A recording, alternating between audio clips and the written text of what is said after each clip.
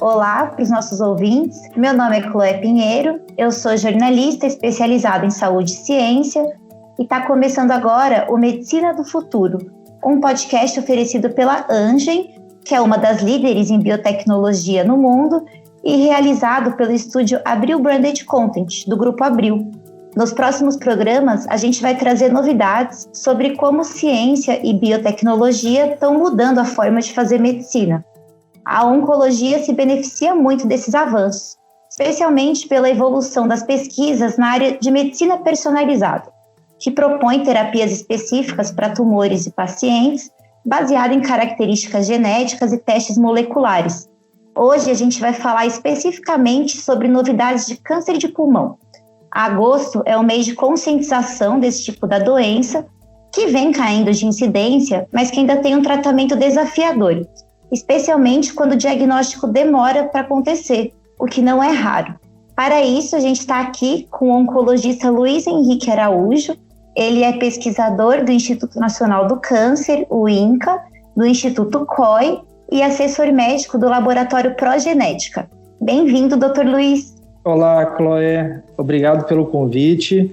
É uma honra estar participando com vocês aqui hoje para falar um pouquinho aí sobre medicina personalizada, especificamente no contexto de câncer de pulmão, aproveitando, como você disse, o agosto branco, né? Muito obrigado pelo convite.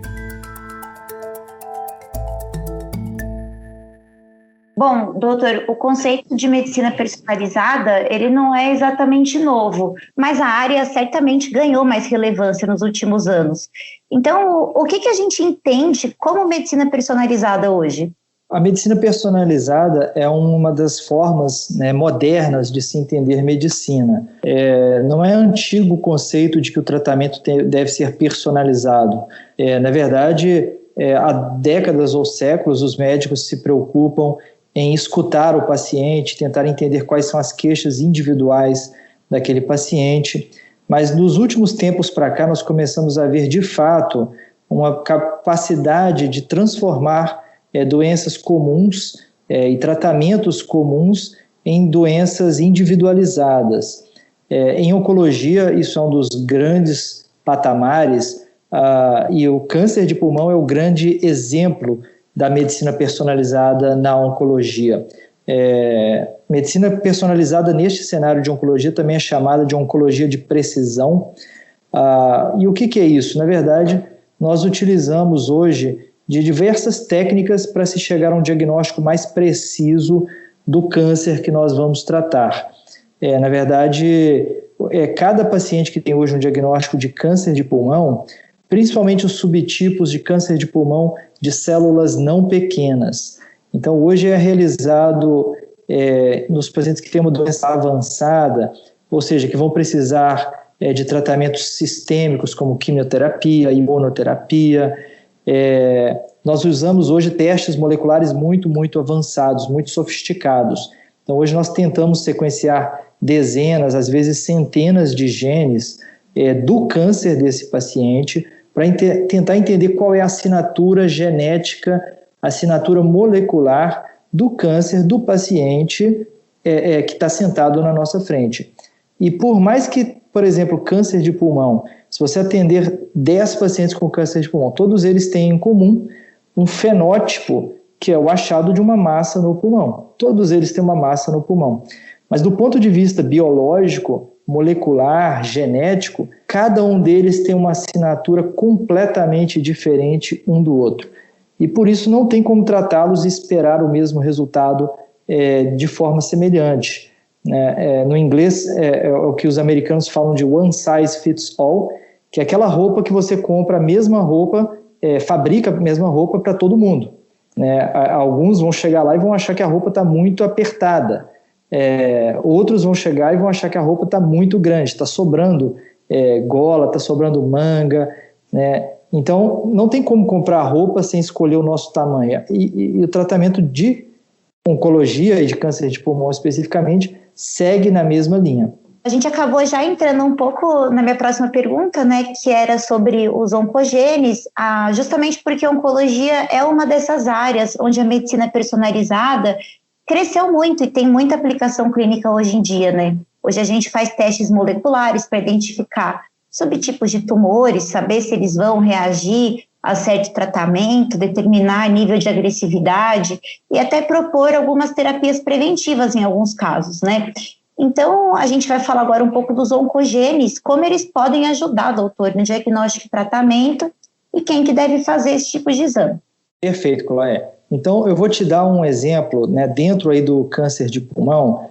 O primeiro exemplo tratável de um alvo terapêutico foi o EGFR. EGFR é um gene, né, como todos os outros são. Nós chamamos de oncogene. Por que é oncogene? Oncogene é aquele que, uma vez ativado, é capaz de transformar no laboratório uma célula benigna, né, uma célula normal do nosso organismo, em uma célula maligna. Então, dentro do laboratório, uma linhagem celular que tem essa mutação de EGFR, ela se transforma em uma célula de câncer. Ela vai proliferar mais rápido, ela vai ser capaz de invadir tecidos, e ela vai ser capaz de dar metástases à distância. Então, o EGFR na verdade, um oncogene por isso. E ele está mutado nos cânceres de pulmão, principalmente em um subtipo chamado de adenocarcinoma. Ele geralmente está mutado em 10 a 20% dos casos de adenocarcinomas pulmonares.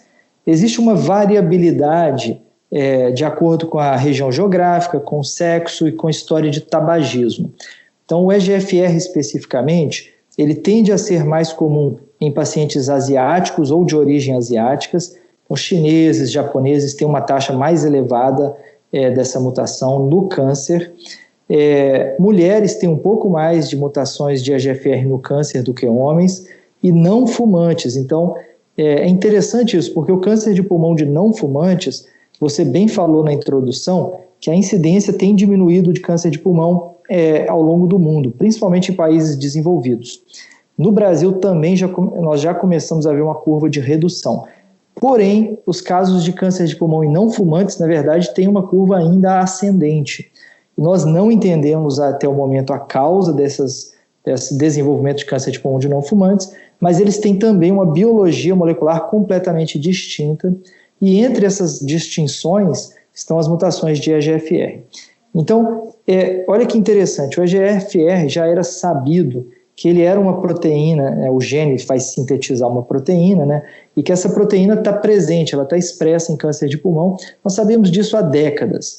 E como ela está envolvida em uma via importante de crescimento de células, de sobrevivência, as terapias anti-EGFR foram desenvolvidas com algum sucesso já no final do século passado, início do ano 2000. Só que o benefício era muito limitado. Na prática, 1 de cada 10 pacientes que tomavam o medicamento anti-EGFR já era um comprimido, que já era extremamente inovador, porque todas as quimioterapias eram feitas pela veia, né, venosas, e esse comprimido, em 1 a cada 10 pacientes que nós tratávamos, tinha uma história absolutamente mágica. Então, você pensa em um comprimido que faz uma doença enxugar, né? O câncer desaparecia, diminuía de tamanho nas tomografias, os pacientes melhoravam clinicamente, só que isso só acontecia em 1 a cada 10 pacientes que nós tratávamos. Até que em 2004, alguns grupos de pesquisadores ao mesmo tempo tiveram a ideia, né, de fazer o sequenciamento genético do alvo EGFR. E na época nós já tínhamos, por exemplo, o projeto do genoma humano finalizado. Então nós já sabíamos toda a sequência genética do nosso DNA. E aí, exatamente no alvo EGFR, no ponto de ligação desse remédio, eles encontraram que todos os respondedores, todos, tinham uma alteração genética, e no geral era uma alteração muito simples, era uma troca de um único nucleotídeo, ou então uma série de 5 a 15 nucleotídeos que eram comidos do DNA. Então você tinha uma deleção de um pedacinho, ou então uma troca muito singela de um nucleotídeozinho. E isso fazia com que o EGFR se tornasse ativo, as células se desenvolvessem em câncer, e aí vira um interruptor, que você vai lá com um remedinho, desliga o interruptor e a doença sumia, né? Então a GFR se tornou o grande protótipo e dali para frente vários outros exemplos surgiram ao longo dos anos. Nós fomos capazes de levantar outros alvos como ALK, ROS1, HET, NTRK, BRAF, entre outros. E nós vamos falar um pouquinho mais de alguns deles hoje aí com você, Chloé.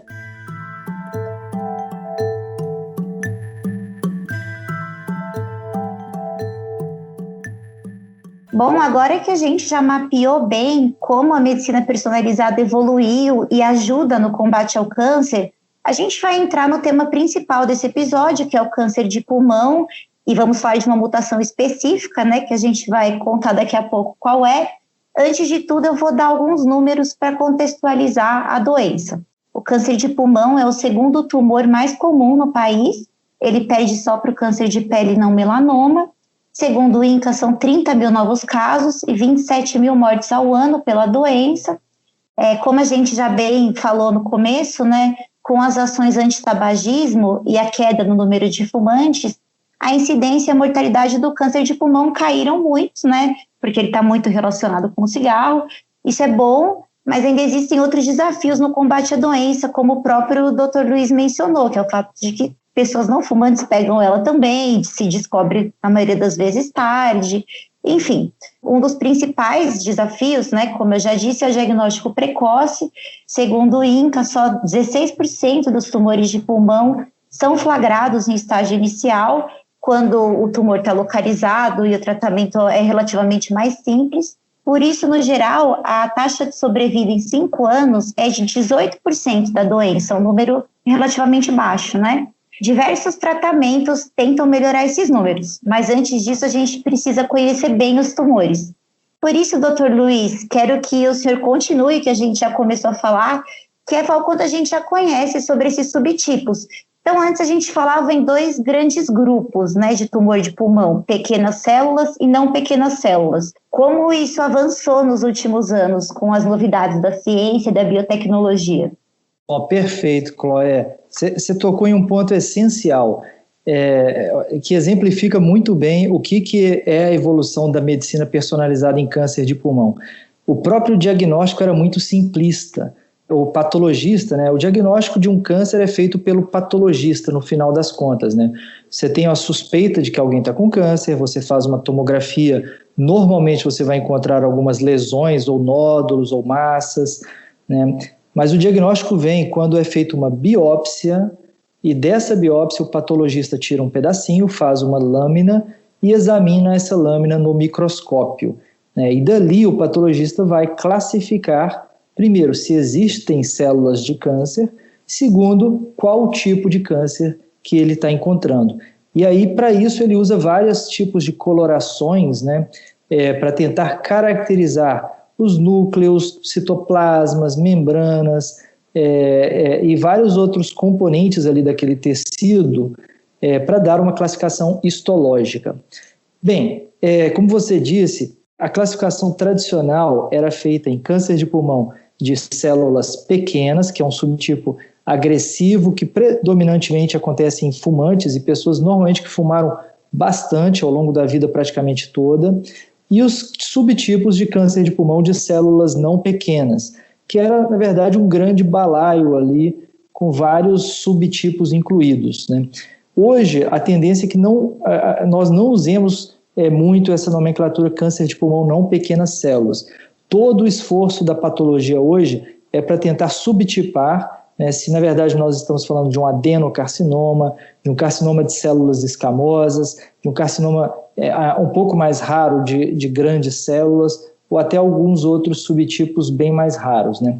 Os mais comuns seriam hoje o adenocarcinoma, com uma prevalência aí de um pouco mais do que 50% já em algumas casuísticas, seguido do carcinoma de células escamosas, que hoje vai mais ou menos 1/3 dos casos de câncer de pulmão.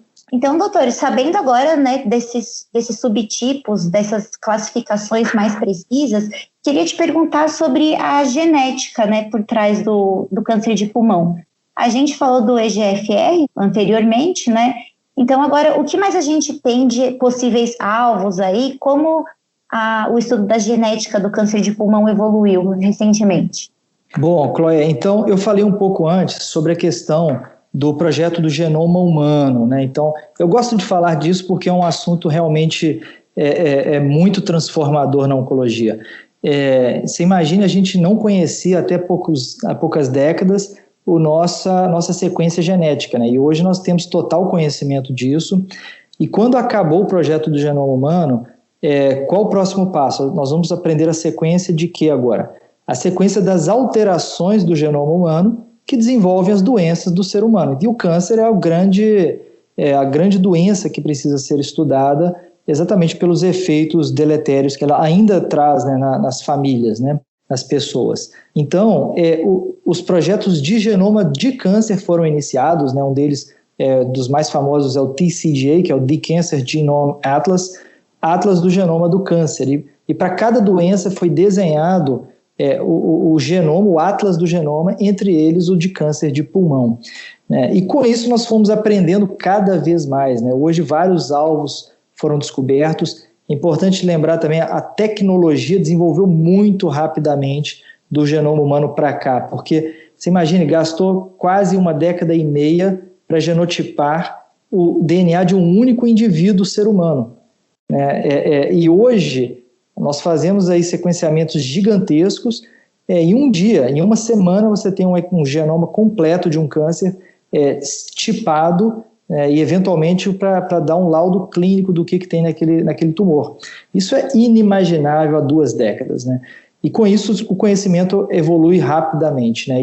E o uso clínico dessa tecnologia também evolui, o custo disso vai caindo e cada vez mais essas ferramentas são úteis no dia a dia. E aí tem outros alvos, né? Um dos grandes alvos que veio na sequência do Carras foi o ALK. O ALK é um mecanismo um pouquinho diferente. O ALK ele tem uma fusão com outro gene, ele tem uma quebra do DNA do pedaço que tem o ALK, uma quebra de outro lugar, e ele funde com outro gene e gera uma proteína fusionada que é altamente oncogênica, ou seja, essa proteína faz as células virarem células de câncer. E hoje nós temos terapias para ALK, temos terapias para várias outras. Né? Uma das mutações que eu queria falar aqui era sobre o gene Carras, que é na verdade, as mutações de RAS foram descobertas na década de 60. Em 1962 foram descobertas pela primeira vez as mutações desse gene. Nós temos 3 genes da família, o Carras, o NRAS e o HRAS, que todos são oncogenes, e eles, diferentemente do EGFR, do ALK, que são proteínas de membrana, são receptores de membrana, o Carras, os genes da família RAS, vivem no citoplasma das células. Mas, do mesmo jeito, mutações ativadoras desses genes são capazes de ativar uma via de proliferação, ou algumas vias, que transformam o fenótipo dessa célula em uma célula de câncer. Porém, desde a década de 60, que vários pesquisadores, estudiosos têm tentado criar drogas que funcionem como o tal do interruptor, que você vai lá e desliga a via de RAS. Já tentamos desligar uma enzima que ativa a via de RAS, já tentamos desligar proteínas que estão logo abaixo de RAS, já tentamos várias coisas e até hoje não foi obtido grande sucesso com essas opções. Porém, recentemente, dos últimos anos para cá, uma descoberta específica em um subtipo de mutação de Carras tem levado a grande expectativa. O Carras G12C, que é uma troca, igual eu falei para a EGFR, é uma troca pontualzinha, a troca de um único nucleotídeo faz com que um aminoácido, que é a glicina, seja trocada no códon 12 para a cisteína. E com isso, você tem um aminoácido completamente diferente, e a cisteína tem uma característica que ela é capaz de fazer ligações muito fortes. E esse alvo começou a ser usado para fazer uma terapia que se ligasse exatamente nesse ponto. Então é uma biologia muito bonita para explicar que duas novas terapias, na verdade, estão sendo desenvolvidas em paralelo pela pesquisa, que se ligam fortemente na forma mutada Carras G12C. É muito interessante porque a ligação é exclusiva dessa mutação Carras G12C. As células que não têm, ou seja, o indivíduo não nasceu com essa mutação, o câncer tem aquela mutação. As células saudáveis do indivíduo não têm. Então a terapia é muito específica, a terapia só vai se ligar na célula de câncer, não vai se ligar no resto. Então é a medicina inteligente, né? A terapia inteligente.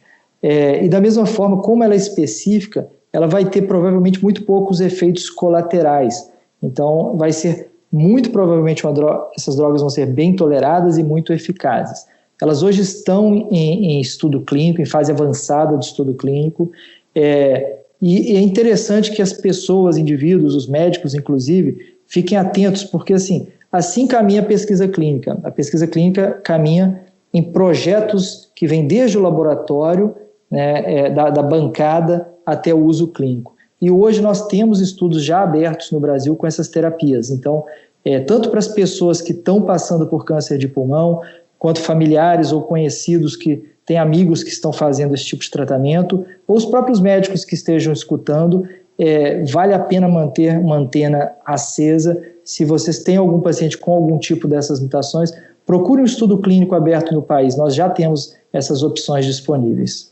Doutor, muito bacana, né? O gene Carras, ele é o nosso protagonista do episódio de hoje e as suas notícias são muito interessantes porque esse gene, as mutações sempre foram consideradas undruggable, né? Como o senhor mencionou, que não podem ser tratadas com medicamento. Então, esses avanços certamente vão beneficiar muita gente.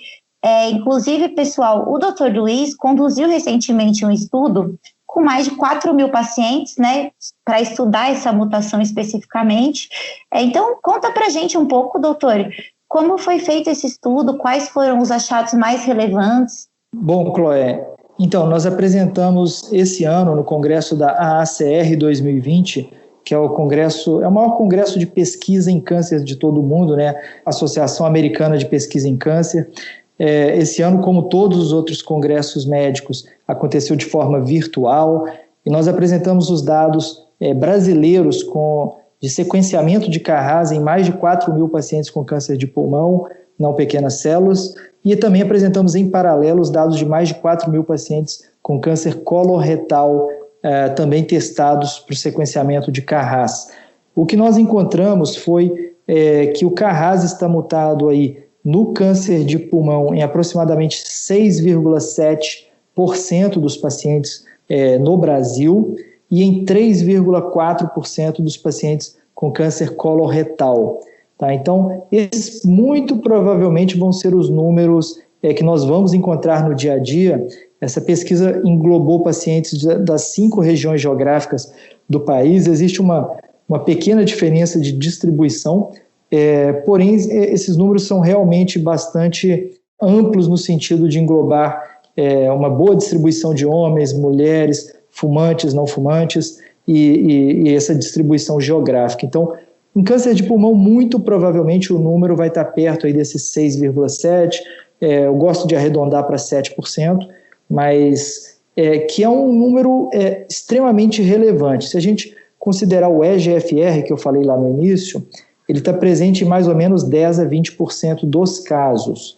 Se você considerar os outros, ALK é em torno de 3%, ROS1, RET estão em torno de 0,5% a 1%, então 7% é um número considerável, significativo, e nós vamos ter um número absoluto muito grande de casos que poderão se beneficiar desse tipo de estratégia terapêutica.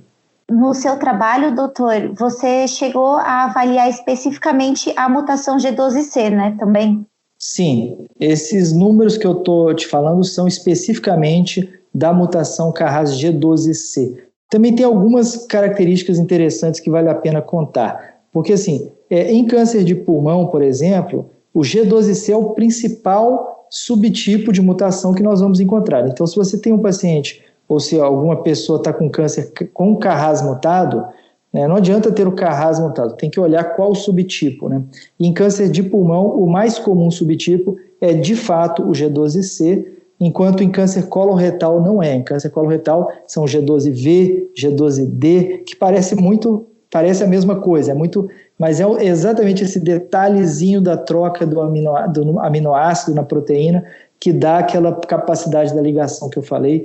Então, é só o G12C que vai ser alvo dessa investigação ainda esse ano, em 2020. No futuro, nós vamos ter outras opções para as outras também, mas nesse momento, essa descoberta já tem sido bastante animadora para o meio médico. É disso que a gente está falando quando a gente fala de oncologia de precisão, né? Então, os detalhezinhos do detalhezinho do gene. Doutor, muito bacana, obrigada pelos ensinamentos. Queria só que você encerrasse trazendo um pouco dessas perspectivas aí para o futuro do tratamento de câncer de pulmão não pequenas células com essa mutação. Os estudos clínicos já estão acontecendo, o que a gente deve ver no futuro? Então, esses estudos, como eu falei, sempre a gente está em pesquisa clínica, né? E a pesquisa clínica é uma bandeira que nós carregamos o tempo inteiro, porque é através da pesquisa clínica que todas as opções de diagnóstico, tratamento que nós usamos hoje, foi graças a essas pesquisas que aconteceram lá atrás. Então, Carras G12C é um cenário que está acontecendo hoje. Os estudos já estão abertos, estudos de fase 3. O que é um estudo de fase 3? É a última etapa de pesquisa clínica para levar à aprovação de um medicamento. Então, você já compara aquela terapia anti-Carras G12C versus o tratamento que hoje seria o padrão. Ou seja, se você for hoje no oncologista, tanto no sistema público de saúde quanto no sistema privado, qual é a melhor possibilidade de tratamento que você receberia hoje? Então, é um estudo onde metade dos pacientes vão tomar medicamento anti-Carras e a outra metade vai fazer o tratamento padrão mundial hoje. E assim que nós aprendemos em pesquisa, né? Os resultados vão ser acompanhados muito de perto, e se os pacientes que estão tomando essa terapia anti-Carras realmente forem muito melhores, que é o que nós esperamos, né?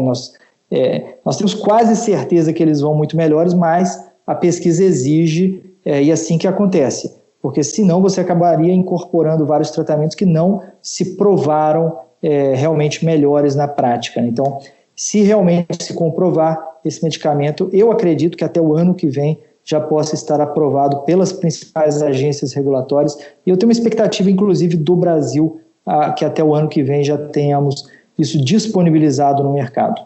Ótimo, vamos torcer então e acompanhar de perto. Doutor, quero te agradecer mais uma vez, muito obrigada pelos ensinamentos, pelas explicações e por ter aceitado o nosso convite. Eu é que agradeço, Chloé, foi uma honra conversar com você e um prazer sempre falar desse assunto que, como eu disse, me motiva bastante a estudar, a pesquisar e a acompanhar de perto nossos pacientes.